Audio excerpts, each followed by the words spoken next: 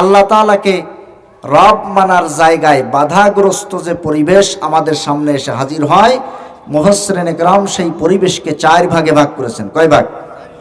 4টা পদ্ধতিতে মানুষ আল্লাহকে রব হিসেবে মানা থেকে দূরে সরে থাকতেছে। কয়টা পদ্ধতি? 4টা। 1 নাম্বার নাম দিয়েছেন কুফরুল ইনকার। এমন এক শ্রেণীর মানুষ পৃথিবীতে আছে যারা আল্লাহকেও মানে না, আল্লাহর কোনো বিধিবিধানকেও বিশ্বাসও করে না, স্বীকারও করে না। তাদেরকে আমরা বলি নাস্তিক। তারা আবার একটু ইংরেজিতে কয় দেয়ার ইজ নো গড। ইংরেজিতে কইলে মনে হয় যে কি যেন একটা ভালো কিছু এটা কইছে। আমাদের দেশের মানুষ তো একটু ভক্তি শ্রদ্ধা বেশি মানুষের। আরবিতে যদি কেউ কেউ গালাগালিও দেয়, ভাবে যে মনে হয় ভালো কিছুই হবে, যেহেতু আরবিতে কইছে। তো ইংরেজিতে কইলে একটা আলাদা স্ট্যাটাস মনে হয়, এই জন্য বলে there is no God, unseen is nothing, যা দেখি না তা বিশ্বাস করি না। যাই হোক, এ ব্যাপারে অনেক কথা বলা যাবে। না দেখে এই সৃষ্টি জগতের অনেক কিছুই তারা বিশ্বাস করে।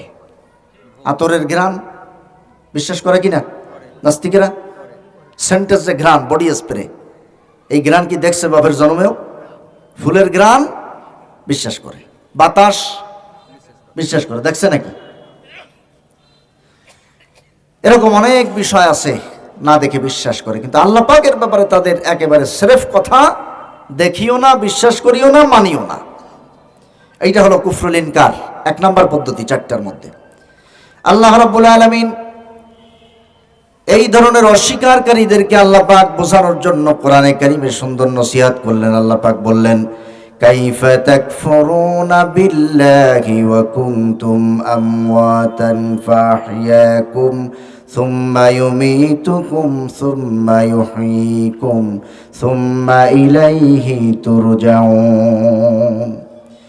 কিভাবে তোমার সেই সৃষ্টিকর্তাকে অস্বীকার করো, কিভাবে সেই মহান প্রতিপালককে অস্বীকার করো, রবকে অস্বীকার করো, যিনি তোমাকে অস্তিত্বহীন একটা অবস্থান থেকে তোমাকে অস্তিত্ব দান করেছেন, আবার তোমাকে ধাপে ধাপে একটি মৃত্যুর মাধ্যমে আবার এই পৃথিবী থেকে অস্তিত্বহীন করে দিবেন।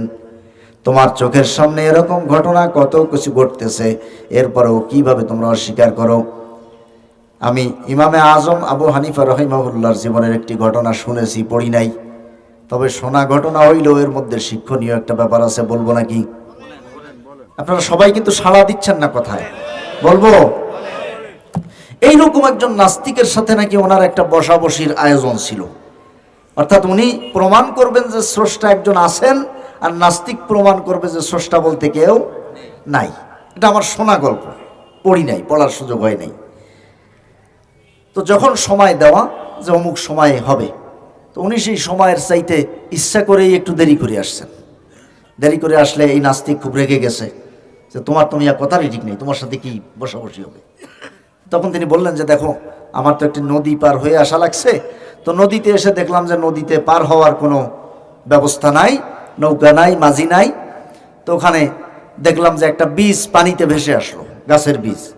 ওই বীজটা অটোমেটিক নদীর পাড়ে এক জায়গায় বাইতে গেল, অটোমেটিক সেইখান থেকে বড় একটা গাছ হয়ে গেল, অটোমেটিক সেই গাছগুলো ফেড়ে ফেড়ে তক্তা হইল, অটোমেটিক একটা নৌকা হইল, আমারে অটোমেটিক পার করে দিল। নাস্তিক বলল যে তোমার মতো একজন মাথা খারাপ লোকের সাথে আমার বসাবসি, এই যে কাজগুলি তুমি বললাই কি অটোমেটিক হয়? এর প্রত্যেকটা কাজের পিছনে কারো না কারো শ্রম দেওয়া লাগে। তো উনি বললেন যে বেটা, এত সাধারণ একটা জিনিস, একটা নৌকা অটোমেটিক হইয়া আমারে পার করে দিছে, এইটা তুমি মানতে পারতেছো না? আর এই বিশাল সৃষ্টি জগৎ এত এত সুনিপুণ কায়দায় নিখুঁতভাবে সৃষ্টি করেছেন একজন, এইটা তুমি মানতে পারতেছো না? কথা বুঝতে পারছেন কিনা প্রিয় ভাই সব? আল্লাহ তাআলা তো সূরা মুলকে আমাদেরকে বলেছেন, সুম্মারজিআইল বাশার, তাকাও আমার সৃষ্টির দিকে, হাল তারা মিন ফুতুর, ফারজিআইল বাশার সুম্মারজিআইল বাশার, বারবার দেখো, পর্যবেক্ষণ করো, গবেষণা করো, দেখো তো কোনো খুঁত পাও কিনা, আমার সৃষ্টি জগতে কোনো ফাঁক ফুটে পাও কিনা যে আল্লাহ তোমার এই জায়গাটা ভুল হইছে। কাররাতাইনি ইয়ানকালিব ইলাইকাল বাসারু খাসিআ, তোমার দৃষ্টিশক্তি ক্লান্ত হয়ে ক্ষতিগ্রস্ত হয়ে ফিরে আসবে, কিন্তু আমার সৃষ্টি জগতের মধ্যে কোনো খুঁত খুঁজে পাবে না। সম্মানিত হাজিরিন, এই পৃথিবীর মানুষ 4টি পদ্ধতিতে আল্লাহ রাব্বুল আলামিনকে রব মানার জায়গা থেকে দূরে সরে থাকে। তার মধ্যে একটা হলো এটা, যাদেরকে আমরা নাস্তিক বলি, তারা আল্লাহকে বিশ্বাসও করে না, আল্লাহর এই বিধানকে বিশ্বাস করেও না, মানেও না, একেবারে ডাইরেক্ট অস্বীকার করে। এরা হলো অরিজিনাল কাফের। এরপরে আর একটি প্রকার মুফাসসিরিন ইকরাম ভাগ করেছেন আল জুহুদ। এই ধরনের এদের পরিচয় সম্পর্কে আল্লাহ রাব্বুল আলামিন কোরআনে বলেছেন, ফালাম্মা জাআহুম মা আরাফু কাফারু বি। আল্লাহর পক্ষ থেকে যে বিধান আসছে, মা আরাফু কাফারু বিহি, এইটা তারা জানে, বিশ্বাস করে যে এইটা সঠিক, আল্লাহ আছে, আল্লাহর পক্ষ থেকে বিধান আসছে, কাফারু বিহি, বিশ্বাস করে কিন্তু মানেও না, স্বীকারও করে না, স্বীকারও করে না, মানেও না, বিশ্বাস করে। আগের গ্রুপ গেছে, বিশ্বাসও করে না, স্বীকারও করে না, মানেও না। হ্যাঁ, আর এই গ্রুপ আসছে, বিশ্বাস করে কিন্তু স্বীকার করে না, মানেও না। এই জন্য মক্কার ওই সময়ের মুশরিকদের ব্যাপারে আল্লাহ পাক নবীকে বলছেন, ওয়ালাইন সাআলতাহুম মান খালাকাস সামাওয়াতি ওয়াল আরদি লায়াকুলুন্নাল্লাহ। ও নবী, তুমি যদি এই মক্কার মুশরিকদেরকে প্রশ্ন করো, মান খালাকাস সামাওয়াতি ওয়াল আরদ, সাত আকাশ এবং জমিন কে সৃষ্টি করেছেন, লায়াকুলুন্নাল্লাহ, আল্লাহ পাক তাকিদ দিয়ে বলেছেন অবশ্যই তারা বলবে আল্লাহ। তুমি যদি তাদেরকে প্রশ্ন করো, ওয়ালা ইন সাআলতাহুম মান নাযালা মিনাস সামাই মাআন ফাআহইয়া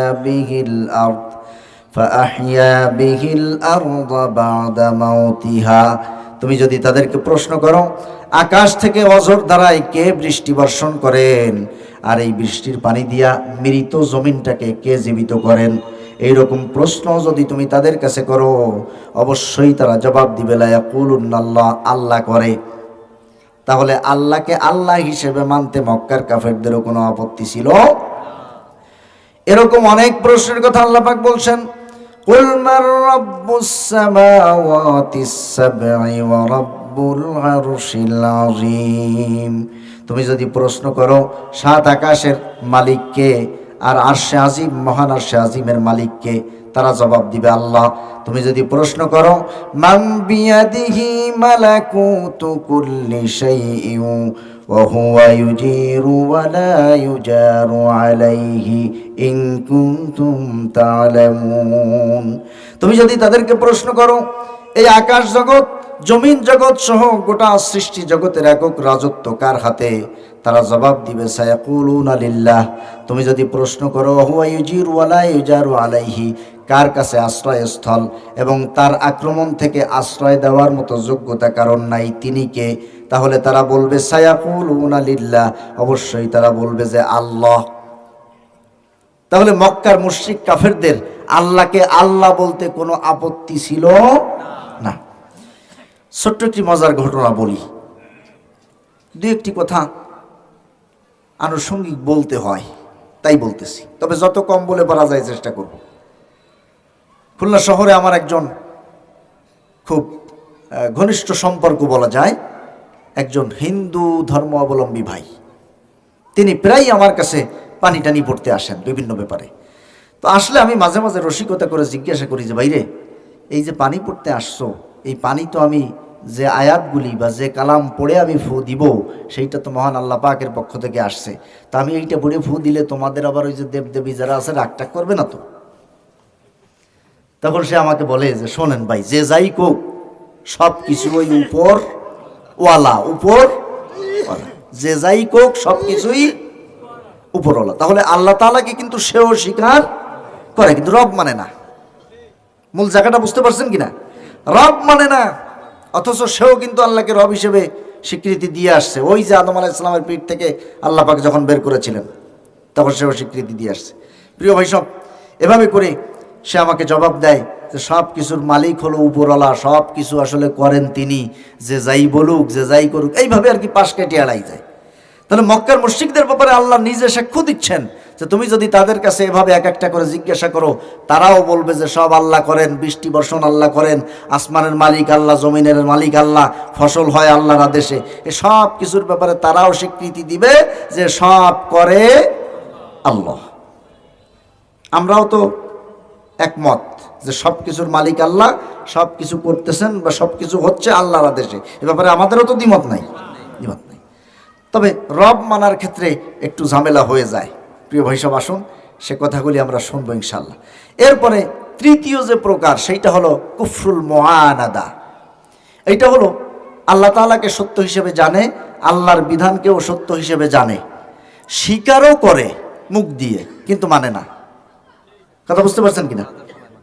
ধাপে ধাপে কিন্তু একটু একটু উন্নতি হচ্ছে। প্রথম গ্রুপ ছিল যারা বিশ্বাসও করতো না, স্বীকারও করতো না, মানতো না। দ্বিতীয় গ্রুপটা আমরা পেলাম যারা বিশ্বাস করতো, স্বীকার করতো না, মানতো না। তৃতীয় গ্রুপটা পাইলাম বিশ্বাস করতো, স্বীকারও করতো, কিন্তু মানতো না। এরকম একজনের কথা বলি, আল্লাহর নবীর চাচা আবু তালেব। কথা বুঝতে পারছেন মনে হয়। আবু তালেব যেই পরিমাণ ভালোবাসা দিয়ে, যেই পরিমাণ হৃদ্যতা দিয়ে, যেই পরিমাণ আদর দিয়ে, স্নেহ দিয়ে রাসূলুল্লাহ সাল্লাল্লাহু আলাইহি ওয়াসাল্লামকে আগলে রেখেছিলেন, তার একদিনের ভালোবাসা মাপার মতো কোনো যোগ্যতা আমাদের হয় নাই। যখন কঠিন সংকটময় মুহূর্ত চলে, তখন রাসূল করিম সাল্লাল্লাহু আলাইহি ওয়াসাল্লাম যেখানে ঘুমাইতেন, সবাই ঘুমানোর পরে সেখান থেকে তাকে উঠাইয়া নিয়ে আর এক জায়গায় শোয়াইতেন, আর নিজের একটা সন্তানকে অথবা অন্য কাউকে সেই জায়গায় শোয়াই রাখতেন। নিজের সন্তানটাকে শোয়াচ্ছেন, তিনি এটা ভালো করেই জানেন যে এইখানে মোহাম্মদ শোয়া আছে, মনে করে যে কেউ রাত্রে আক্রমণ করতে পারে, তো এই আক্রমণের শিকার হবে তার নিজের সন্তান। তারপরেও তিনি আমার নবীর পরিবর্তে নিজের সন্তানকে কোরবানি দিতে রাজি, কিন্তু আমার নবীকে কোরবানি দিতে রাজি না। তাহলে আবু তালেবের ভালোবাসা আপনি মাপবেন কি দিয়া? আমরা কতটুকু ভালোবাসছি রাসূলকে?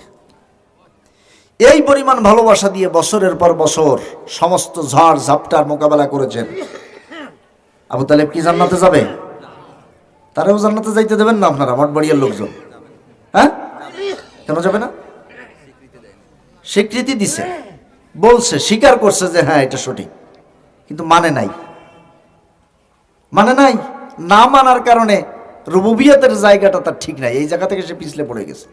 এই জন্য রসুলের চাচার ইন্তেকালের পরে অনেকে জিজ্ঞাসা করতে লাগলো যে আপনার চাচার ব্যাপারে আপনি কি করবেন বা কি উপকারে আসবেন। আল্লাহর নবী চাচার জন্য দোয়া করতে লাগলেন।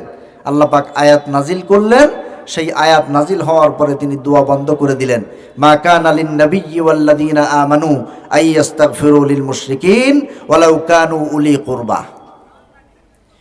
নবী এবং ইমানদার কারো জন্যই এইটা শোভনীয় নয়, এইটা মানানসই নয় যে মুশরিকের জন্য সে দোয়া করবে। মুশরিকের জন্য দোয়া করা যাবে না, ওয়ালাউ কানু উলি কুরবা, যদি সে নিকট আত্মীয় হয়। মুশরিক কারা? আমি একটু খোলামেলা কোরআনের ভাষায় বলতে চাই। আল্লাহ রাব্বুল আলামিন বলছেন, شرع لكم من الدين ما وصى به نوحا والذي أوحينا إليك وما وصينا به إبراهيم وموسى وعيسى أن أقيموا الدين ولا تتفرقوا فيه كبر على المشركين ما تدعوهم إليه। আল্লাহ পাক তার নবীকে বললেন, শারা আলাকুম মিনাদ-দীনি মা ওয়াসা বিহি নূহা, তোমাকে যেমন জীবন বিধান দিয়েছি এরকম জীবন বিধান দিয়েছিলাম নূহকে, এরকম জীবন বিধান দিয়েছিলাম ইব্রাহিমকে, মূসাকে, ঈসাকে। তোমাকেও ঠিক ওই একই কায়দায় তোমাকেও আমি একটি জীবন বিধান, একটি শরিয়াত দিয়েছি। তোমার দায়িত্ব আন আকিমুদ্দিন, এই দিন প্রতিষ্ঠিত করার কাজে মগ্ন থাকা, একেবারে আপ্রাণ চেষ্টা করা দিন প্রতিষ্ঠিত করার জন্য। তবে কাবুর আলাল মুশরিকিনা মা তাদউহুম ইলাইহি, তুমি যদি এই দিন প্রতিষ্ঠার দিকে মানুষকে ডাকো যারা মুশরিক, তাদের জন্য এটা খুব কষ্টকর হয়ে যাবে। আল্লাহর দিন আল্লাহর জমিনে প্রতিষ্ঠিত হোক, এইটা কষ্টকর কাদের জন্য? মুশরিকদের জন্য। অন্য জায়গায় আল্লাহ পাক বলছেন ওয়ালাউ কারিহাল মুশরিকুন, যদিও মুশরিকরা এটা অপছন্দ করে। প্রিয় ভাই সব, খুব ভালো করে বোঝার চেষ্টা করুন। তাহলে আবু তালেব রাসূলুল্লাহ সাল্লাল্লাহু আলাইহি ওয়াসাল্লামকে এত ভালোবাসার পরেও, এত কাছে থাকার পরেও আল্লাহর পক্ষ থেকে নাজিলকৃত জীবন বিধান মেনে না নেওয়ার কারণে আবু তালেবও জাহান্নামী হয়ে গেছে। এরপরে আসেন চতুর্থ প্রকার, চতুর্থ যে কায়দায় মানুষ আল্লাহর রুবুবিয়তের জায়গা থেকে নিজেকে দূরে সরায় রাখে, সেইটাকে মুফাসসিরিনে কেরাম বলেছেন কুফরুন নিফাক। এইটা হলো এরা জানে আল্লাহ সত্য, আল্লাহর এই বিধানও সত্য, এইটা স্বীকারও করে, মানে তবে সব মানে না। দেখেন দি ভেজাল আস্তে আস্তে বাড়তেছে না? ভেজাল বেড়ে গেল কিনা? বাড়তেছে। সামান্য একটুর জন্য, ভাই মাশাআল্লাহ সুন্দর একটা কথা বলছেন, সামান্য একটুর জন্য ধরা খেয়ে গেল।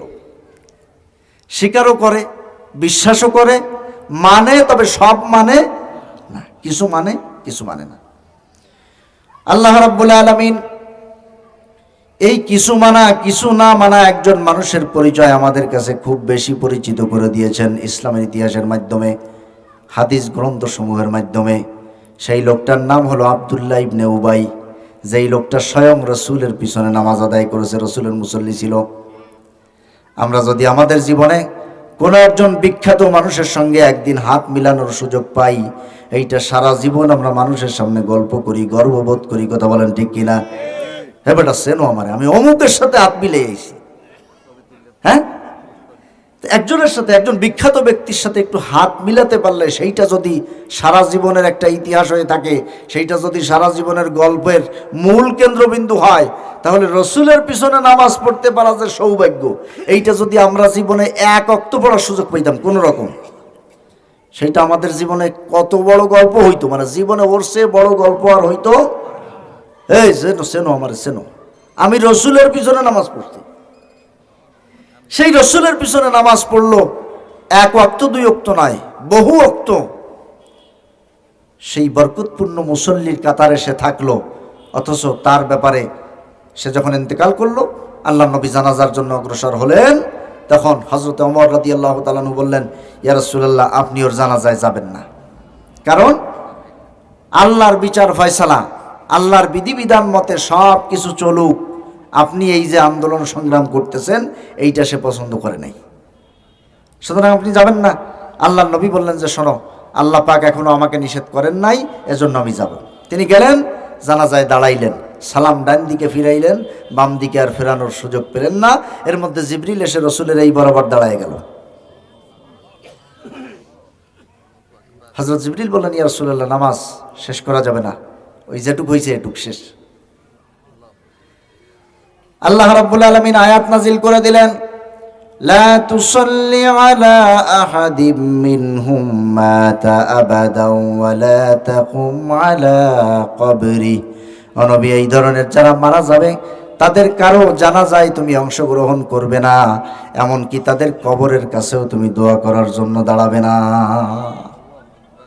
কত বড় কঠিন কথা, কত বড় কঠিন কথা। লোকটার অপরাধ কি ছিল? শুধুমাত্র তার বাস্তব জীবনে সে আল্লাহ পাকের বিধিবিধান মেনে নিতে রাজি ছিল না। প্রিয় ভাই সব, আমি আপনাদের কাছে দরদ নিয়ে একটু খোলামেলাভাবে বলতে চাই, সেইটা হলো, আপনারা মসজিদে নামাজ পড়তে গেলেন, আপনাদের ইমাম সাহেব, খতিব সাহেব এই এলাকার একজন গ্রহণযোগ্য আলেম, আপনাদের সবার ভালোবাসার পাত্র। 2 রাকাতের পরে বসতে হবে, বৈঠক আছে তাশাহুদের। ইমাম সাহেব হুজুর এত নামি দামি মানুষ, উনি বৈঠক দেন নাই, দাঁড়াই গেছেন, তাতে আপনারা কি কোনো শব্দ করবেন নাকি দাঁড়াই যাবেন হুজুরের সাথে? সুতরাং তাকে সংকেত দিতে হবে, লোকমা দিতে হবে। আচ্ছা, আমাকে একটু বলবেন, আমাদের যে কোর্ট কাছারি বিচার আদালতের যে জায়গাগুলি, সেই জায়গাগুলিতে কি আল্লাহ পাকের দেখানো সিদ্ধান্ত অনুযায়ী কি রায় হচ্ছে? হচ্ছে না। সেখানে কি কেউ লোকমা দেন? বিচারক সাহেব আল্লাহু আকবার, এটা হয় নাই। হ্যাঁ, ও ইমাম সাহেব দুর্বল, এখানে লোকমা দেওয়া যায়, কিন্তু ওই জায়গায় লোকমা দেওয়া যায় না। প্রিয় ভাই সব, গোটা সৃষ্টি জগতের একচ্ছত্র স্রষ্টা হলেন মহান রব্বুল আলামিন আল্লাহ সুবহানাহু ওয়া তাআলা। এই সৃষ্টি জগতের একটা ঘাস বানানোর ব্যাপারেও কারো কোনো অবদান নাই, আছে নাকি? একটা ঘাস, এমনকি আপনার আমার শরীরের একটা পশম বানানোর ব্যাপারেও কারো কোনো অবদান নাই। তবে আমরা যেই দেশে, যেই ভূখণ্ডে বসবাস করি, এই ভূখণ্ডটা স্বাধীন করার জন্য যারা অবদান রেখেছেন তাদের প্রতি আমাদের যথেষ্ট শ্রদ্ধা আছে, ভালোবাসা আছে, থাকবে। বিশেষ করে শহীদ প্রেসিডেন্ট জিয়াউর রহমান, যিনি স্বাধীনতার ঘোষণা দিয়েছিলেন, তার প্রতি আমাদের ভালোবাসা বিন্দুমাত্র কমবে না। কিন্তু উনি স্বাধীনতার ঘোষণা দিলেন, সবাই ঝাঁপায়া পড়লো, বা সবাই পড়তে পারলো না, অধিকাংশ লোক পড়লো। এই যে স্বাধীনতাটা অর্জন হলো, এখানে অবদান অনেকের, কিন্তু ঘোষণা একজন দেওয়ার কারণে তার অবদানটা বেশি। কথা বুঝতে পারছেন কিনা? এখন আমি আপনাদের কাছে জানতে চাই, উনি একটা ভূখণ্ড আর একজনের হাত থেকে কেড়ে নিজেদের করার জন্য ভূমিকা রাখলেন, কিন্তু এই ভূখণ্ডের কোনো একটা কিছু কি উনি সৃষ্টি করছেন? না। এই জন্য উনি স্বাধীনতার ঘোষণা দিয়েছেন, আমরা সারা জীবন তার জন্য দোয়া করব, সাধুবাদ জানাবো, কিন্তু তাই বলে তাকে আমরা আইনদাতা হিসেবে মানতে পারবো না, কারণ আল্লাহ পাক ওই সুযোগটা রাখেন নাই। যদি আল্লাহ সেই ছাড় দিতেন, আমরা নিঃসন্দেহে মেনে নিতাম। ভাই বলছে যে হুজুরকেও ছাড় দিতাম না। হুজুরকেও ছাড় দেই না, আমরা নামাজেও দেই না ভুল করলে। কেন দেই না? কেন দেই না? এই বিধানের বাহিরে যাওয়া যাবে না। প্রিয় ভাই সব খুব ভালো করে বুঝবেন, আল্লাহ পাক শুধু জানাজা পড়তে নিষেধ করলেন এই পর্যন্তই অফ রাখলেন না, বন্ধ রাখলেন না, বরঞ্চ বললেন ইস্তাগফির লাহুম আও লা তাস্তাগফির লাহুম ইন তাস্তাগফির লাহুম ৭০ মাররাতান ফালাইয়াগফিরাল্লাহু লাহুম। ও নবী, তুমি যদি তাদের জন্য আমার কাছে ক্ষমা চাও, এমনকি তুমি যদি ৭০ বারও ক্ষমা চাও, লা ইয়াগফিরাল্লাহ, আল্লাহ তাআলা কখনোই তাদেরকে ক্ষমা করবেন না। নবীজির ব্যাপারে যদি আল্লাহ পাক বলেন যে তুমি ৭০ বার ক্ষমা চাইলেও আমি ক্ষমা করব না, কারণ সে তার জীবনের সব ক্ষেত্রে আমাকে মেনে নিতে পারে নাই। কিছু সে আমার আইন মানছে, কিছু মানুষের আইন মানছে। তবে আমার কাছে কষ্ট লাগে কি জানেন, আমরা যেই দেশটা পেলাম স্বাধীন দেশ, সেই দেশটা যারা স্বাধীন করলেন, যদি তারা নিজেরাও একটা আইন বানাইতেন, তাও আমার মনে আফসোস থাকতো না। কিন্তু আইনটা চলতেছে এখনো পর্যন্ত আমার দেশে ব্রিটিশের। ব্রিটিশ কি এই দেশ সৃষ্টি করছে? এই দেশের মানুষের অক্সিজেন কি ব্রিটিশ সৃষ্টি করছে? তাহলে ব্রিটিশের আইন মানতে আমি বাধ্য কেন? মুসলিম হিসেবে আপনাকে এই জায়গাটা পরিষ্কার করতে হবে। আমি কেন ব্রিটিশের আইন মানবো? ব্রিটিশ আমার শরীরের একটা পশমও বানাই দেয় নাই। সব সৃষ্টি করলেন আল্লাহ, তবে তার আইন মানবো কেন? প্রিয় ভাই সাহেব, আল্লাহ রাব্বুল আলামিন নবীজির কাছে এই আয়াতগুলি নাজিল করে আমাদেরকে সাবধান বাণী শোনালেন, সাবধান করে দিলেন, সতর্ক করে দিলেন, সজাগ করলেন। এরপরেও যদি আমরা বুঝে না বোঝার বান্দরে পড়ে থাকি, ঘুমের বান্দরে পড়ে থাকি, তাহলে এহকাল পরকাল সব ক্ষতিগ্রস্ত হয়ে যাবে, সব নষ্ট হয়ে যাবে। তবে আমাদের দেশের বেশিরভাগ মানুষ আল্লাহকে রব হিসেবে মানা এবং রুবুবিয়তের জায়গাটা গুরুত্বের সাথে বোঝার চেষ্টা করে না, যে কারণে আমার গবেষণায় যা ধরা পড়েছে তা আমি আপনাদের সামনে একটু বলি। আমাদের দেশের মানুষ দেখে, একজন মানুষ যখন মারা যায়, সে নামাজি হোক আর বেনামাজি হোক, সে আল্লাহকে রব মানুক আর না মানুক, ঝাঁকে ঝাঁকে মানুষ তার জানাজায় সামিল হয়, হাজির হয়ে যায়। এইটা যারা জীবিত যারা দেখে, তাদের মধ্যে একটা তৃপ্তি কাজ করে যে এই পরিমাণ মানুষ আসলে বোধহয় আমি মাপ পেয়ে যাব। কথা বলেন, এই পরিমাণ মানুষ হাজির হইলে আমি বোধহয় মাপ পেয়ে যাব, এতগুলো মানুষ দোয়া করবে। এইটা জীবিত যারা থাকে তাদের মনের মধ্যে একটা তৃপ্তি জাগ্রত করে যে জানাজায় মানুষ আসবে, এরপরে আমার মৃত্যুকে কেন্দ্র করে নির্ধারিত একটা দিনে একটু খাওয়া দাওয়ার আয়োজন হবে, সেখানে আবার স্পেশালভাবে দোয়া হবে। তাহলে এতগুলো দোয়া একসাথে মাইর যাবে না, এই দোয়ায় যে কোনো কায়দায় ঢেলে গুতাইয়া আমারে জান্নাতে ঢুকাইয়া দেবে, এইরকম একটা তৃপ্তি আমাদের ভিতরে কাজ করে। তাই আমরা আর কষ্ট করে আল্লাহকে জীবনের সব ক্ষেত্রে রব মানার এই ঝুঁকিতে যাই না। এই তৃপ্তি মনের মধ্যে আর রাখা যাবে না। আপনি হিসাব করে দেখান তো, একটা জানাজায় যদি 500 লোক হাজির হয়, ওর মধ্যে আপনি খোঁজ নিয়ে দেখেন, জোহরবাদ জানাজা, ওর মধ্যে খোঁজ নিয়ে দেখেন কতজন ফজরের নামাজ পড়ে নাই। যেই লোকটা ফজর পড়লো না, সেই লোকটা জানাজায় এসে আপনার জন্য কি হিসাবে? জানাজা তো হিসাবে ওর দেওয়ার দরকার, যে ভাইরে তুমি তো ফজর না পড়ে যে অপরাধ করে বসে আসো, তাতে আগে সামনে তুমি আসো, ও তো চলে গেছে, একভাবে বাইচে গেছে এক কায়দায়, এখন ওরটা পরে দেখবানি। তো তুমি ফজর না পড়ে যে অপরাধ করছো, তুমি আগে সামনে আসো, সিরিয়াল দিয়ে দাঁড়াও, কারা কারা ফজর না পড়ার অপরাধ করে হাজির হইছো, তাদের এক একজনের জানাজা, মানে তাদের দোয়া আগে করে নি, তাদের জন্য আল্লাহর কাছে আগে ক্ষমা চাই, তারপরে যে চলে গেছে ওরে সিরিয়ালের শেষে দিবানে। আল্লাহ পাক যদি তার নবীকে বলেন ইন তাস্তাগফির লাহুম ৭০ মাররা তুমি 70 বার দোয়া করলেও তোমার দোয়ার জন্য আল্লাহ তাদেরকে ক্ষমা করবেন না। সেখানে আমার মতো একজন ক্ষুদ্র মানুষ, আমার মতো 1000 ক্ষুদ্র মানুষ দোয়া করলে সেই দোয়া আল্লাহর কবুল করতে হবে। আল্লাহ কি মহা বিপদে পড়ে গেছেন আমাদের কাছে? খুব ভালো করে বুঝবেন প্রিয় ভাই সব। আল্লাহ তাআলাকে রব মানা জীবনে এটা এত বড় একটা গুরুত্বপূর্ণ ব্যাপার, যেই জায়গাটাতে আমরা বেশিরভাগ মানুষ ক্ষতিগ্রস্ত হয়ে বসে আছি। আল্লাহ রাব্বুল আলামিন এই জন্য আমাদেরকে বললেন, ফালা ওয়া রাব্বিকা লা ইউমিনুনা হাত্তা ইউহাক্কিমুকা ফীমা শাজারা বাইনাহুম। ও নবী, তোমাকে যারা জীবনে তোমার দেওয়া বিচার ফয়সালা, তোমার দেওয়া আইন, তুমি আল্লাহর কাছ থেকে পেয়ে যেই আইন তুমি শিখে মানুষের সামনে পেশ করেছো, এই ফয়সালা যারা জীবনে মেনে নিতে পারবে না, আমি তোমার রবের, আমি তোমার আল্লাহ তোমার রব, আমি আমার নিজের কসম খেয়ে বলছি, তারা কখনো ইমানদার হতে পারবে না। এই আয়াতের ঘটনায় একটি হাদিস এসেছে, দুইজন ব্যক্তির একটি বিচার ফয়সালা, একটি মীমাংসা আল্লাহর নবী করলেন। এই মীমাংসা একজন ব্যক্তি মেনে নিল না, মেনে না নিয়া এই বিচারটা আবার দ্বিতীয়বার করার জন্য হযরত ওমরের কাছে গেল। হযরত ওমর রাদিয়াল্লাহু তাআলা আনহুকে ডাক দিলেন। ডাক দেওয়ার পরে বললেন, ওমর, ভাই ওমর, তোমার কাছে একটি বিচারের সানি করার জন্য আসছি। হযরত ওমর বললেন, সানি করার জন্য আসছো আমার কাছে? প্রথমবার কে করেছে? তখন তিনি বললেন যে প্রথমবার আল্লাহর নবী করেছে, কিন্তু বিচারের রায়টা আমার পক্ষে আসে নাই, আমি একজন মুসলিম, বিচারের রায়টা তো আমার পক্ষে আসার কথা ছিল। হযরত ওমর বললেন, ভাই দাঁড়াও, এই বিচার নবীজির বিচার যে মানলো না, তার বিচারের যে রায় দিতে হবে, সে রায়ের কিতাবটা তো আমার সাথে নাই, কিতাব নিয়ে আসি। এইবার ঘরে গেলেন, তরবারিটা নিয়ে আসলেন, এইটাকে কোষমুক্ত করে একটা কোপ দিলেন, ঘাট থেকে মাথাটা আলাদা হয়ে জমিনে পড়ে গেল। কিছু মানুষ বলা বলি শুরু করলো, ওমর একজন মুসলিম হয়ে আর একজন মুসলিমকে কিভাবে হত্যা করে?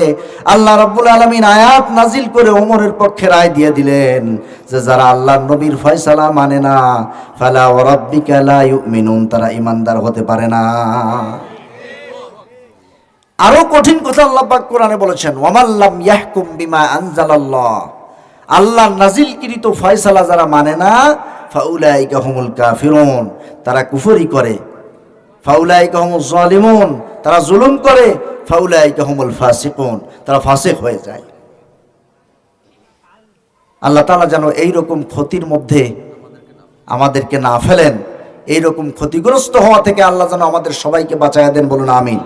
প্রিয় ভাই সব, আল্লাহ তাআলার রুবুবিয়াতকে জীবনের সব ক্ষেত্রে মেনে নিতে গেলে ইস্তেকামাত, সুম্মা ইস্তাকামু, এই রবের উপরেই সুম্মা ইস্তাকামু, এরপরে দৃঢ় থাকতে গেলে আল্লাহ পাক বলেন নাই যে সুম্মা কামু, এরপরে এই রবের উপরে দাঁড়ায় বা এই কথার উপরে সে দাঁড়ায়, ইস্তাকামু বলেছেন। এখানে কমুর চাইতে 3টা অক্ষর বেশি আছে। আরবিতে একটা নিয়ম আছে, কাসরাতুল মাবানি তাদুল্লু আলা কাসরাতিল মাআনি, যেই শব্দের মধ্যে অক্ষর বেড়ে যায় ওই শব্দের অর্থের আধিক্য বেড়ে যায়। সুতরাং এইখানে শুধুমাত্র দাঁড়ানো নয়, এমন অটল অবিচল অনড়ভাবে দাঁড়াতে হবে যে যত ধাক্কা আসুক, যত ঝামেলা আসুক, যত ঝড়ঝাপটা আসুক, কোনো কিছুতে আমি আল্লাহর রুবুবিয়তকে মেনে নেওয়ার জায়গা থেকে এক চুলো সরে যাব না। এই জন্য যুগে যুগে যারা আল্লাহ পাকের রুবুবিয়াতের পরিচয় মানুষের কাছে তুলে ধরেছেন, এইটা প্রতিষ্ঠিত করার জন্য যারা কাজ করেছেন, তাদের জীবনটাকে বিলায় দিতে হয়েছে। তবে তারা হাসি মুখে জীবন বিলায় দিয়েছেন, নড়বড়ে হন নাই। প্রিয় ভাই সব, আমরা যদি আল্লাহ রাব্বুল আলামিনকে যেই রব হিসেবে স্বীকৃতি দিয়েছিলাম, সেই রুবুবিয়তের জায়গায় যদি এই 4 প্রকার কুফরিকে ওভারটেক করে আমরা যদি দাঁড়ায় যেতে পারি, আল্লাহ রাব্বুল আলামিন বলছেন, তাতানাজ্জালু আলাইহিমুল মালাইকাতু আল্লা তাখাফু ওয়া লা তাহজানু ওয়া আবশিরু বিল জান্নাতিল্লাতী কুনতুম তুআদুন। তাদের উদ্দেশ্যে ফেরেশতারা আসে, ফেরেশতারা এসে তাদেরকে বলে, লা তাখাফু, ভয় নাই, ওয়া লা তাহজানু, কোনো চিন্তা নাই, ভয় পাইও না, চিন্তাও করো না। তাহলে বোঝা গেল আল্লাহকে রব হিসেবে মানতে গেলে কিছু ভয়, কিছু দুশ্চিন্তা জীবনে এসে হাজির হতে পারে। এই জন্য ফেরেশতারা এসে তাদেরকে সুসংবাদ দিতে থাকে, ভয় নাই, চিন্তা নাই। তবে কোন কোন মুফাসসির বলেছেন যে এই সুসংবাদটা তাদেরকে দেয় তাদের মৃত্যুর সময়, কিন্তু অধিকাংশ মুফাসসিরদের অভিমত হলো এটা শুধু মৃত্যুর সময় নয়, এটা সব সময় দিতে থাকে, জীবনের একেবারে প্রত্যেকটা সময়। যে কথাটা পরের আয়াতে ভেসে উঠেছে, নাহনু আউলিয়াউকুম ফিল হায়াতিদ দুনিয়া, আমরা তোমাদের দুনিয়ার জীবনেই তোমাদের বন্ধু হিসেবে আসি ফেরেশতারা। এমনিই তো আল্লাহ পাকের দুইজন চারজন ফেরেশতা দৈনিক আমাদের সামনে এবং পিছনে আমাদেরকে পাহারা দিতে থাকে, গার্ড হিসেবে দায়িত্ব পালন করতে থাকে। দুইজন তো দুই পাশে লেখে, এটা আপনারা জানেন। ওয়া ইন্না আলাইকুম লাহাফিজিন কিরামান কাতিবিন, দুইজন দুই পাশে দুইজন সম্মানিত লেখক আছেন। ফজরে দুজন আসেন, আসরে চলে যান, আসরে দুজন আসেন, ফজরে চলে যান, দৈনিক চারজন। এই যে দুই পাশে দুইজন করে ডিউটি পাল্টায়া নতুন নতুন চারজন ফেরেশতা আল্লাহ পাক পাঠান, ঠিক অনুরূপভাবে ফজরে দুইজন, আমাদের সামনে থাকে একজন আর পিছনে থাকে একজন আসর পর্যন্ত, আবার আসর থেকে পরবর্তী ফজর পর্যন্ত আবার ওই দুইজন পাল্টায় আরও দুইজন আসে, তাদের দায়িত্ব হলো সামনে এবং পিছনে থাকে। তাদের কাজটাকে আল্লাহ পাক বলছেন লাহু মুআক্কিবাতুম মিন বাইনি ইয়াদাইহি ওয়া মিন খালফিহি ইয়াহফাযুনাহু মিন আমরিল্লাহ। আল্লাহর পক্ষ থেকে এই সামনে এবং পিছনে দায়িত্বরত যেই দুইজন ফেরেশতা থাকে, তাদের কাজ হলো আল্লাহ পাক যখন কোনো বান্দার কোনো দুর্ঘটনা ঘটতে যায়, এর আগে আল্লাহ যখন ওই ফেরেশতাদেরকে অর্ডার করে, আল্লাহর আদেশ অনুযায়ী ওই দুর্ঘটনা ওই অ্যাক্সিডেন্ট থেকে ওই মানুষটাকে বাঁচায়া দেওয়ার দায়িত্ব পালন করে ওই দুইজন ফেরেশতা। বলেন সুবহানাল্লাহ। এই জন্য জীবনের ইতিহাস যদি আমরা একটু ঘেটাঘেটি করি, মনে করার চেষ্টা করি, জীবনে এমন অনেক দুর্ঘটনা ঘটতে যাচ্ছিল যে মারাত্মক একটা কিছু হয়ে যাইতো, কিন্তু কিছুই হয় নাই, বেঁচে গেছি। এরকম ঘটনা আছে না সবার জীবনে? ওই যে সামনে পিছনে দুইজন দায়িত্ব পালন করে, ওদের দায়িত্ব হলো ইয়াহফাযুনাহু মিন আমরিল্লাহ, আল্লাহর আদেশে তাদেরকে বাঁচায়া দেওয়া, ক্ষতি থেকে বাঁচায়া দেওয়া। সম্মানিত হাজরিন, এই ফেরেশতারা আমাদের জীবনের সাথে এত বেশি সম্পর্কিত, সেটা আসলে কিভাবে বলবো। আর আল্লাহ তাআলা এত পরিমাণ ফেরেশতা সৃষ্টি করেছেন, আল্লাহ নবী বলছেন গোটা সৃষ্টি জগৎ সব কিছু ফেরেশতা সহ গোটা সৃষ্টি জগৎকে 10 ভাগ করলে 1 ভাগ হবে গোটা সৃষ্টি জগৎ আর 9 ভাগ হবে ফেরেশতা। সুবহানাল্লাহ। জাযযা আল খালকা আলা 10 আজজা ফাজাআলা 9 আজজাইল মালাইকা। গোটা সৃষ্টি জগৎ ফেরেশতা সহ, সৃষ্টি জগতে যত গাছপালা আছে, যত পশু পাখি আছে, যত ছোটখাটো কীট পতঙ্গ আছে, পোকামাকড় আছে, মানুষ আছে, জিন জাতি আছে, সব মিলাইয়া আর ফেরেশতাদেরকে নিয়ে সব মিলাইয়া যদি হিসাব করা হয়, তাহলে 9 গুণ হবে ফেরেশতা আর 1 ভাগ হবে মাত্র গোটা সৃষ্টি জগৎ। কি পরিমাণ ফেরেশতা আল্লাহ পাক সৃষ্টি করেছেন। বাইতুল মামুর 7 আসমানের উপরে একটি মর্যাদাপূর্ণ ঘর, বরকতপূর্ণ ঘর। এই বাইতুল মামুর দৈনিক 70,000 ফেরেশতা তাওয়াফ করে। এইটা যেদিন থেকে আল্লাহ পাক শুরু করিয়েছেন, ওই দিন যে 70,000 ফেরেশতা তাওয়াফ করছে, কিয়ামতের আগে তারা আর দ্বিতীয়বার তাওয়াফের সিরিয়াল পাবে। সুবহানাল্লাহ, সুবহানাল্লাহ। এত পরিমাণ ফেরেশতা আমাদের জীবনের সাথে সম্পর্কিত আছে। এইটা হলো আল্লাহ পাকের গোয়েন্দা বিভাগ। হযরত আয়েশা সিদ্দিকা রাদিয়াল্লাহু তাআলা আনহা বলছেন খলিকাতিল মালাইকাতু মিন নূর, আল্লাহ পাক ফেরেশতা সৃষ্টি করেছেন নূর দিয়ে। আল্লাহ রাব্বুল আলামিনের এই গোয়েন্দা বাহিনী, এই ফেরেশতারা স্পেশাল বাহিনী, পৃথিবীতে যারা আল্লাহকে রব হিসেবে মেনে নিয়ে এইটার উপরে দৃঢ়তার সাথে জীবন কাটায়, এই ফেরেশতারা এসে তাদেরকে নানান রকমের সুসংবাদ দিতে থাকে। এমনকি আল্লাহকে রব হিসেবে মানতে গিয়া এই মানুষগুলি যদি যুদ্ধের ময়দানে অবতীর্ণ হয়, সেখানেও এই ফেরেশতারা সরাসরি এসে অথবা পরোক্ষভাবে তাদেরকে প্রত্যক্ষ বা পরোক্ষভাবে সাহায্য করতে থাকে। বলেন সুবহানাল্লাহ। সাহায্য করছে, ইতিপূর্বে ইতিহাস আছে না?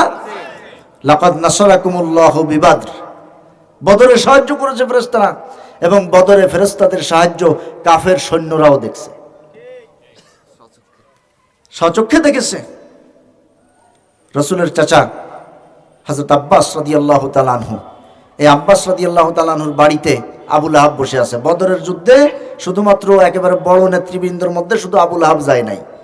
ও একজনের কাছে 4000 দিরহাম পাইতো, তারে ডেকে বলছে যে শোনো, তুমি তো অনেক দিন হয়েছে আমার এই পয়সা পরিশোধ করতে পারতেছো না, তো তুমি একটা কাজ করো, আমার পক্ষ থেকে তুমি বদরের যুদ্ধে অংশগ্রহণ করবা, তাহলে আমি তোমার এইটা মাফ করে দিব। ও চিন্তা করলো যে যাও, একদিন এটা গুল্লি দিয়ে এসে যদি 4000 দিরহাম মাফ হয়ে যায়, তো এরকম সুযোগ হাতছাড়া করা যাবে না, আমি একটু পিছনের দিক থাকবো না, যাতে ক্ষয়ক্ষতি না হয়।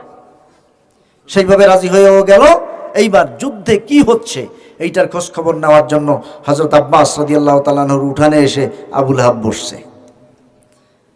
বসার পরে এক পর্যায়ে অপেক্ষায় আছে, যুদ্ধের খোঁজ নিবে। দেখলো যে একজন সৈন্য দৌড়াইতে দৌড়াইতে আসতেছে, মক্কার মুশরিক।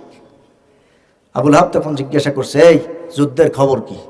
তো ও বলতেছে যে এমন বিশাল বিশাল এক শ্রেণীর মানুষ আমাদের সাথে যুদ্ধ করতেছে, এদেরকে বা এত বড় আকৃতির মানুষ আমরা আমাদের জীবনে আর দেখি নাই। তখন আব্বাস রাদিয়াল্লাহু তাআলা আনহুর একজন কাজের লোক ছিল, সে ওই উঠানে কাজ করতেছিল। এই লোকটা গোপনে ইসলাম গ্রহণ করছে, কিন্তু এটা কারো কাছে প্রকাশ করে নাই। ও আর খুশির জোয়ার ধরে রাখতে পারে নাই। মুসলমানদের এই বিজয়ের সংবাদে এত খুশি হয়েছে, ও তখন দাঁড়ায় চিল্লায় বলতেছে যে এরা ফেরেশতা, এরা ফেরেশতা। এরকম ভাবে ফেরেশতারা আমাদের জীবনের সব কর্মকাণ্ডের সাথে জড়িত আছে। আল্লাহ পাক ওদেরকে সেট করে রেখেছেন, আল্লাহর একটি গোয়েন্দা বাহিনী, গোপন বাহিনী। এরকম ভাবে সারা জীবন তারা আমাদেরকে সুসংবাদ দিতে থাকে। মৃত্যুর সময়ও স্পেশাল ভাবে সুসংবাদ দেয়। আল্লাযীনা তাতাওয়াফাহুমুল মালায়েকাতু তাইয়্যিবিন ইয়াকুলুনা সালামুন আলাইকুম উদখুলুল জান্নাহ। আল্লাহ রাব্বুল আলামিন বলছেন, যারা আল্লাহকে জীবনের রব হিসেবে মেনে নিয়া এইটার উপরে জীবন পরিক্রমা পরিচালনা করে মৃত্যুর দ্বার প্রান্তে উপস্থিত হয়ে যায়, তখন একজাক ফেরেশতা জান্নাত থেকে মাহু কাফানুম মিন আকফানিল জান্নাহ, আল্লাহর নবী বলছেন জান্নাত থেকে সাদা কাপড় নিয়ে আসে। ও হানুতুম মিন হানুতিল জান্নাহ, এবং জান্নাত থেকে সুঘ্রাণ নিয়ে আসে। আসার পরে এই ফেরেশতার দলেরা, আল্লাহ পাক কোরআনে বলছেন, সর্বপ্রথম এসে ওই ইমানদার ব্যক্তিদেরকে, ওই পবিত্র মানুষগুলিকে সালাম জানায়। ইয়াকুলুনা সালাম, তারা সালাম দেয়। এরপরে তাদেরকে জান্নাতের সুসংবাদ দিতে থাকে। জান্নাতে কোন জায়গাটা তার জন্য বরাদ্দ হয়েছে সেইটা তার সামনে তুলে ধরে। ওই ব্যক্তি তখন এই জগৎ ত্যাগ করে ওই জান্নাতের জগতে যাওয়ার জন্য দুনিয়ার এই মায়া ত্যাগ করার এই কষ্টটা তার কাছে আর তখন কষ্টই হয় না। এই জন্য ইমানদারদের মৃত্যুর ব্যাপারে আল্লাহ নবী বলছেন যে ভরা কলস কাজ করে ঢেলে দিলে যেমন সহজে পানি বের হয়ে যায়, একজন ইমানদারের রুহুটা অত সহজে বের হয়ে যায়। সুবহানাল্লাহ। প্রিয় ভাই সব, এই ফেরেশতারা আমাদেরকে সুসংবাদ দেয় আর বলতে থাকে সেই জান্নাতের সুসংবাদ গ্রহণ করো যেই জান্নাতের ওয়াদা আল্লাহ পাক তোমাদের জন্য করেছেন। আল্লাহ রাব্বুল আলামিন জান্নাত কেমন ভাবে সাজিয়েছেন, কি দিয়ে সাজিয়েছেন, সেইটা আমরা দুনিয়ার জগতে বসে কল্পনাও করতে পারবো না। আল্লাহ রাব্বুল আলামিন বলছেন হাদিসে কুদসি, আল্লাহ নবী আমাদেরকে জানালেন, আল্লাহ পাক বলছেন, আ'দাতু লিইবাদিয়াস সালিহিন মা লা আইনুন রাআত ওয়ালা উযুনুন সামিআত ওয়ালা খাতারা আলা কলবি বাশার। আল্লাহ পাক বলছেন, আমি আমার মুত্তাকি বান্দাবান্দির জন্য যেই জান্নাত সুসজ্জিত করেছি, রেডি করে রেখেছি, প্রস্তুত করেছি, এইটা পৃথিবীর কোনো চোখ দেখে নাই, এর পূর্ণাঙ্গ সৌন্দর্য কোনো চোখ দেখে নাই। ওয়ালা আইনুন ওয়ালা উযুনুন সামিআত, পৃথিবীর কোনো কান এই জান্নাতের সৌন্দর্যের উপযুক্ত বর্ণনা শোনে নাই। যা শুনছে তা খুব সামান্য শুনছে, পুরোটা শোনে নাই। ওয়ালা খাতারা আলা কলবি বাশার, এবং পৃথিবীর কোনো মানুষের অন্তর কল্পনাও করতে পারে না আল্লাহ রাব্বুল আলামিন জান্নাতীদের জন্য কি পরিমাণ নেয়ামত রেখেছেন। বলুন সুবহানাল্লাহ। মানুষের কল্পনা শক্তির বাহিরে এটা। মানুষ কল্পনা করতে পারে তাই যা মানুষ তার চোখের দৃষ্টিসীমার মধ্যে দেখে। না দেখা কোনো জিনিস মানুষ তার কল্পনার জগতে আনতে পারে না। এত নাজ নেয়ামতপূর্ণ জান্নাত। আমি এই যে ফজরে যে আলোচনা করি ধারাবাহিক, তো ওখানে একবার জান্নাতের আলোচনা আসছে, বিভিন্ন নেয়ামতের কথা। তো আমার এক মুসল্লি শেষে জিজ্ঞাসা করতেছে, হুজুর তো ওইখানে ওই মারামারি ঠেলাঠেলি হবে নাকি আবার? মানে একজনে 10 তলা পাইলো, একজনে 5 তলা পাইলো। এখন যেমন দুনিয়ায় প্রত্যেকটা জায়গায় প্রত্যেকটা এলাকায় যে জমি জমা নিয়ে আইল নিয়ে ঠেলাঠেলি গুঁতোগুতি, ওইখানে কি এরকম এটা শারীরিক কোনো সমস্যা থাকবে কিনা? আমি বললাম যে না। আল্লাহ পাক কোরআনে বলছেন, ওয়ানাজানা মা ফি সুদুরিহিম মিন গিল্লিন ইখওয়ানান আলা সুরুরিম মুতাকাবিলিন। মানুষের মনের মধ্যে মানুষ হিসেবে যে মান অভিমান থাকে, ক্ষোভ থাকে, রাগ থাকে, হিংসা থাকে, কম হোক আর বেশি হোক, এই যে বিষয়গুলি থাকে যার দ্বারা দ্বন্দ্ব তৈরি হয়, বাকবিতণ্ডা তৈরি হয়, এই সবগুলি আল্লাহ পাক কাছায়া নিয়ে নিবেন জান্নাতে ঢুকানোর আগে। সুবহানাল্লাহ। কাছায়া কি করবেন? আল্লাহ রাব্বুল আলামিন বলছেন, লিয়ামিজাল্লাহুল খাবিসা মিনাত তাইয়্যিবি ওয়া ইয়াজআলাল খাবিসা বা'দাহু আলা বা'দিন ফায়ারকুমাহু জামিআন ফায়াজআলাহু ফি জাহান্নাম। আল্লাহ পাক এই সমস্ত জান্নাতি মানুষদের মন থেকে, দিল থেকে সবগুলি কাছায়া নিয়া একেবারে কোনো রকমের রাগ ক্ষোভ মান অভিমান কিছুই রাখবেন না, সব আল্লাহ কাছায়া নিয়ে একটা টোপলা বানাবেন, আর ওই টোপলাটা ধরে আল্লাহ রাব্বুল আলামিন জাহান্নামের মধ্যে ফেলায় দিবেন। যত ঝগড়াঝাটি গ্যাঞ্জাম ফাসাদ সব জাহান্নামের মধ্যে। জান্নাতের মধ্যে একটি বিরক্তকর কোনো শব্দ জান্নাতীরা শুনতে পাবে না। এমন জান্নাতের ওয়াদা আল্লাহ করেছেন, ফেরেশতারা বলবে সেই জান্নাতের সুসংবাদ গ্রহণ করে তোমরা তৃপ্তি নাও, তোমরা দুনিয়ার কোনো ভয় ভীতি কোনো দুশ্চিন্তা তোমাদের মধ্যে জায়গা দিও না। ওই জান্নাতের কথা ভাবো, তাহলে দুনিয়ার এই সাময়িক কষ্ট, সাময়িক এই ভয় ভীতি তোমার কাছে তুচ্ছ মনে হবে।